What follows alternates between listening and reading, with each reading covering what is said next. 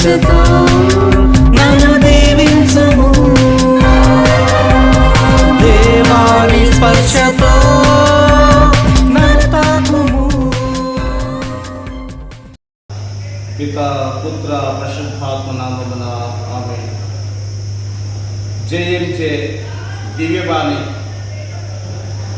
YouTube channel వీక్షిస్తున్న విశ్వాసులకు శుభము.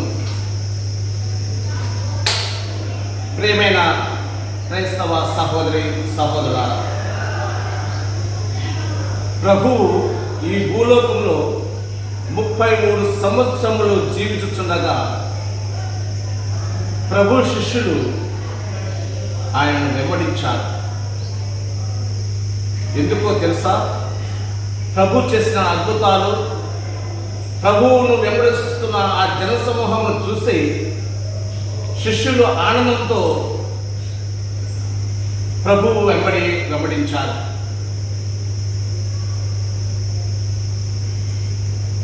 మరి ముఖ్యంగా ఈరోజు మనము యోహాను శుభవార్త 16వ అధ్యాయము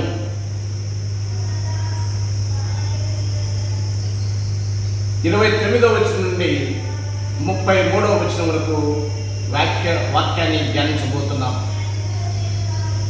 మరియు ఈరోజు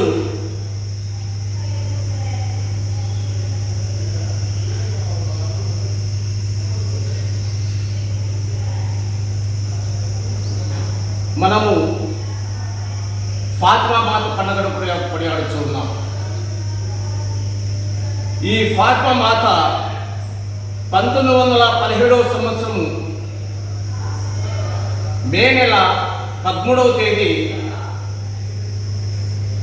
ఫాతిమా నగరంలో లూసీ, జెసింతా, ఫ్రాన్సిస్ అనే చిన్నారి బాలికలకు కనిపించి వాళ్ళకు సందేశం ఇచ్చింది. వాళ్ళకు కనిపించినప్పుడు ఆ చిన్నారి బాలురు చాలా సంతోషంతో ఆయన వైపు, ఆ అమ్మ వైపు చూశారు. ఆమె ఏ విధంగా పరలోకం నుండి దిగి వచ్చిందో వాళ్ళ చూపులు, వాళ్ళ హృదయాలు ఆ పరలోకం వైపు చూస్తూ ఉన్నాయి, ఆ మరియమాత వైపు చూస్తూ ఉన్నారు. అమ్మ ఏం చెప్తుందో అని వీక్షిస్తూ ఉన్నారు. అమ్మ ఏ సందేశం ఇచ్చిందో తెలుసా? లోకము పాపం వైపు వెళుతూ ఉంది, పశ్చాత్తాప హృదయంతో మారు మనసు కలిగి ప్రార్థన చేయాలా అని సందేశము పిల్లలకు చెప్పింది. మరియు జపమాలను వాళ్ళకు పరిచయం చేస్తుంది. అందుకే ఫాతిమా మాత పండుగ రోజు జపమాల మాత పండుగను కూడా కొనియాడుతూ ఉన్నాం. అందుకే ఆ జపమాలలో మనం జపిస్తూ ఈ లోకంలో పాప కూపంలో నశించుతున్న వారిని పరలోకం వైపు, ప్రభు వైపు నడుచుటకు ప్రార్థన చేయండి, జపమాల చేయండి అని మరియమాత ఆ సందేశంలో తెలుపుతూ ఉంది. ప్రియమైన సహోదరి సహోదరులారా, ఈరోజు ఒకసారి వాక్యం వైపు మనం వచ్చినట్లయితే శిష్యులు ప్రభు వైపు వెంబడిస్తున్నప్పుడు ప్రభు అంటాడు, ఏమంటాడంటే యోహాను శుభవార్త 16వ అధ్యాయం 30వ వచనంలో, మీరు నన్ను వెంబడిస్తున్నారు. ఎందుకు వెంబడిస్తున్నారు అంటే, మీరు సర్వోన్నతులు, సర్వ సృష్టికర్త, సర్వాంతర్యామి, ఆకలికున్న వారికి ఆహారం ఇస్తున్నారు, తప్పుకున్న వారికి దాహం తీరుస్తున్నారు, అద్భుతాలు చేస్తున్నారు, పరలోక రాజ్యాన్ని గురించి మీరు తెలియజేస్తున్నారు, కాబట్టి మేము వెంబడిస్తున్నాం అన్నప్పుడు ప్రభు అంటాడు. 32వ వచనంలో అంటాడు, ఇదిగో మీరు నన్ను ఒంటరిగా వదిలి చెల్లాచెల్లై ఎవరింటికి వారు పోవు గడియ వచ్చుచున్నది అంటాడు. అంటే తన మరణ సమయంలో చివరి గడియలో మీరు నా శ్రమ చూసి, నా బాధలు చూసి మీరు చెల్లాచెదరై వెళ్ళిపోతారు అని ప్రవచనం ముందుగా చెప్పారు.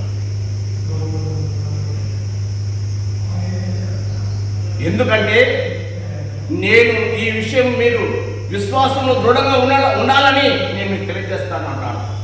అది ఒకసారి ఎన్నికల తర్వాత వచ్చిన 31వ వచనంలో, మీరు నా యందు శాంతి పొందుటకు మీలో ఈ విశ్వాసమును నేను చెప్పుచున్నాను. ఈ విషయాలు మీకు తెలియజేస్తూ ఉన్నాను. ఈ లోకమున మీరు కష్టపాలు అగుదురు, కానీ ధైర్యము వహించకూడదు అని చెప్పుకుంటాడు. ధైర్యం తెచ్చుకోవాలి. కష్టాలు, బాధలు, సమస్యలు వస్తూ ఉంటాయి, కానీ మనం ధైర్యం తెచ్చుకోవాలి. అవును ప్రియమైన సహోదరి సహోదరుల, శోధనలు, కష్టాలు, బాధలు వస్తుంటాయి, కానీ మన విశ్వాసము ప్రభువును వెంబడించాలి. కష్టాలు, బాధలు, సమస్యలు వచ్చినప్పుడు ప్రభువును వెంబడించేవారు వాళ్ళే నిజమైన క్రైస్తవులు. మత్తయి శుభవార్త 5వ అధ్యాయం 11వ వచనంలో, నా నిమిత్తము ప్రజలు మిమ్మల్ని అవమానించినప్పుడు, హింసించినప్పుడు, నిందారోపణ గావించినప్పుడు మీరు ధన్యులు. ప్రభు కోసం మనం కష్టాలు, బాధలు, హింసలు పొందినప్పుడు మనం ధన్యులం. హెబ్రీయులకు రాసిన లేఖ 12వ అధ్యాయం 2వ వచనంలో, క్రీస్తు లాంటి సహనము మనలో ఉండాలి. క్రీస్తు ఏ విధంగా శ్రమలు మన కోసం అనుభవించాడో అలాంటి శ్రమలు మనలో ఉండాలి. యాకోబు పత్రిక 5వ అధ్యాయం 11వ వచనంలో, యోబు లాంటి సహనము మనలో ఉండాలి. యోబు ఎంతో సహనం కలిగి ఉండాలి, అలాంటి సహనం మనలో ఉండాలి. పౌలు 2వ కొరింథీయులకు రాసిన లేఖ 1వ అధ్యాయం 6వ వచనంలో, ఓపికతో కూడిన సహనంలో ఉండాలని పౌలు గారు చెప్తూ ఉన్నారు. ఓపిక ఉండాలి, ఆవేశం ఉండాలి, ఓపిక. అలాంటి ఓపిక మనలో ఉండాలని పౌలు మనకు తెలియజేస్తున్నాడు. ఆ ఓపిక, ఆ సహనం ఎందుకు ఉండాలి? మత్తయి శుభవార్త 24వ అధ్యాయం 13వ వచనంలో, అంతము వరకు అనగా కడ వరకు ఆ సహనము, ఆ కనికరము, ఆ ప్రేమ, ఆ ఓపిక మనలో ఉండాలి. కాబట్టి ఆ సహనము, ఆ ఓపిక ఆ దేవుడు మనకు తెచ్చేయాలని, మరే మాట మధ్యస్థ ప్రార్థన, ఫాతిమా మాత యొక్క దీవెనలు మనపై మెండుగా ఉండాలని, ఈ యొక్క టీవీ ద్వారా వాక్యం ఉంటున్న మిమ్మల్ని అందరినీ దేవుడు దీవించాలని యేసు ప్రభు నామంలో మీకు వందనాలు తెలుస్తూ నా మాటలు ముగిస్తున్నాను. ప్రభువు మిమ్మల్ని అందరినీ దీవించిన తర్వాత ఆమేన్.